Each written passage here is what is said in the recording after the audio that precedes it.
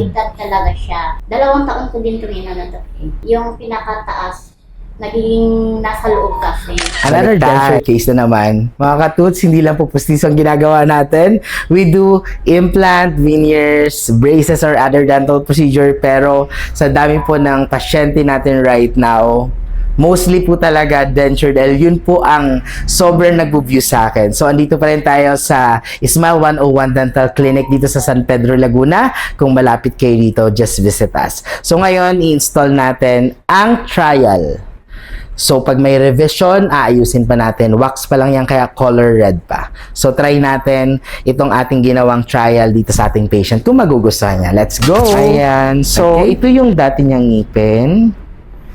Ito yung old denture niya. Kung makikita niyo po is nakalabas yung kanyang lower. Yung upper niya nasa loob, which is dapat ito yung nasa labas. So, hindi siya yung natural. Hindi siya yung normal bite. Okay. So, ma'am, bakit kayo nagpagawa ng denture sa amin?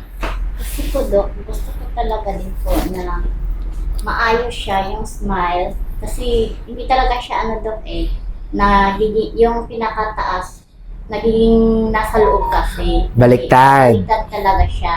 So, 2 taon ko din tumina na Dok So, paano kayo nag-decide na sa akin talaga? Ako yung pinili mo na gagawa ng ngipin nyo na bago.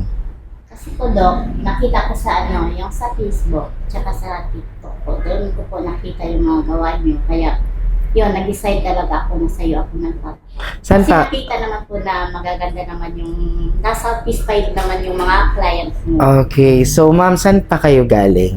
Muntinlupa lang po, Dok. So, malapit lang. Sakto dito Opo. sa Oo, nung dito nalaman- sa San Pedro. Opo. Nung nalaman niyo naman nag-duty ako sa San Pedro, Kaya, yun. nagpa-schedule na kayo. Opo. Ayan, ito lang po. Sobrang luwag na, ma'am, na. Sobra, Dok. Sobra, okay. Okay po. Okay. Ayan. Ganda, naturally, na. So, ayan, ma'am. Smile po kayo. Ayan. Sige po.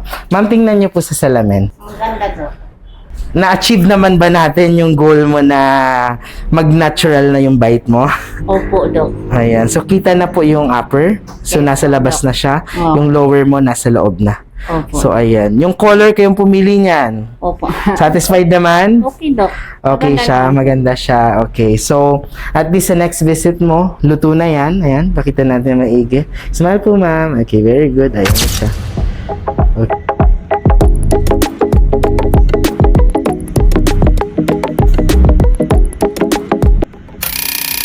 Another satisfied patient na naman tayo.